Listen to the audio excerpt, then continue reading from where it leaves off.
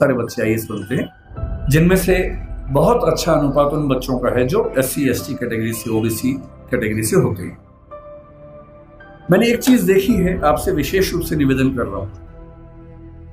बहुत सारे ऐसे बच्चे होते हैं जो समाज के पिछड़े समुदाय से आते हैं और उनको इस बात की बड़ी शर्मिंदगी होती है कि मैं पिछड़े समुदाय से हूं।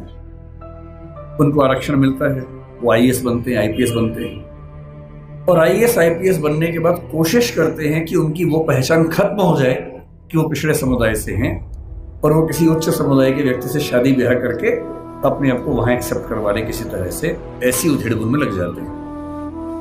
मैं आपसे एक बात का निवेदन करना चाह रहा हूं, जिस समाज से आप हैं उस समाज को लेकर शर्मिंदा कभी नहीं होना, एकदम नहीं होना। आप सिविल सेवक बनेंगे, नेता बनेंगे, पुलिस वाले बनेंगे, जज बनेंगे, जो भी बनेंगे, आपकी मुख्य जिम्मेदारी संविधान के प्रति है, अपने दायित्वों के प्रति है, एकदम ठीक बात है, उसमें कोई कोताही करने में नहीं चाहिए। पर ध्यान रखना है, आरक्षण के पीछे का मूल तर्क क्या है। आप सोच के देखिए कि इस देश में कुल नौकरियां अगर मैं मान लूं केंद्र में तो 1 लाख के आसपास, जिनमें SC समाज की 15,000 के आसपास होंगी। SC समाज की कुल आबादी अगर हम देखें, इस समय 16% से ऊपर आबादी है।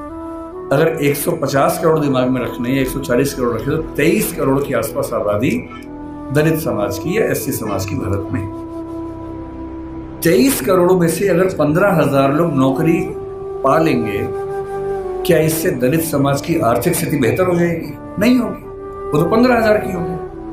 तो आरक्षण क्यों दिया जाता है? आरक्षण का उद्देश्य ये नहीं है कि लोग अमीर हो जाए, वो तो 15,000 होंगे। आरक्षण का उद्देश्य ये है कि जब पूरे एक गांव में एक दलित बच्चा या ST बच्चा या OBC बच्चा आईएएस बनता है या जज बनता है, उस गांव के हर व्यक्ति को कॉन्फिडेंस आ जाता है कि दिक्कत आएगी तो मेरा छोटा भाई मेरे साथ खड़ा हुआ है, और आपको वो छोटा भाई छोटी बहन बनना है। जिस दिन आप सफल हो जीवन में, आपके समाज ने बहुत आहुति दी है आपकी सफलता में, और आप जिंदगी भर भी उनकी मदद करेंगे तो अपना उधार चुका नहीं पाएंगे। कोई ऐसा काम जो असंवैधानिक हो, ऐसा नहीं करना है। अपनी नौकरी की हदों में रहना है, अपने नियमों का पालन करना है। लेकिन जैसे आप आईएएस बनेंगे, आपके परिवार में कोई संकट में होगा, उसकी हेल्प करेंगे। ठीक वैसे आपके समाज में कोई संकट में है, पुलिस यदि उसके साथ बदतमीजी कर रही है, गैर कानूनी कृत्य कर रही है, तो उस पुलिस को आप फोन करेंगे तो उसके साथ कुछ गलत नहीं होगा, ये आप पक्का कर सकते हैं। अंबेडकर साहब से सीखना चाहिए कि मैं जिस पृष्ठभूमि से हूं उस पर शर्माना नहीं है। अगर वो पीछे की स्थिति है तो उससे लड़ना है, और अपने साथ साथ अपने पूरे समाज को मुख्य धारा में लाने के लिए टेढ़ी चोटी का जोर लगाना है। ये सीखना है। तो पहली बात सीखनी है पढ़ाई, दूसरी बात सीखनी है अपने समाज का साथ देना। पीछे कोई भी हट सकता है। जाति को लेकर कबीरदास ने बड़ी गहरी बात कही थी कि व्यक्ति की पहचान उसकी योग्यता से होनी चाहिए, मेहनत से होनी चाहिए। जाति में क्या रखा हुआ है?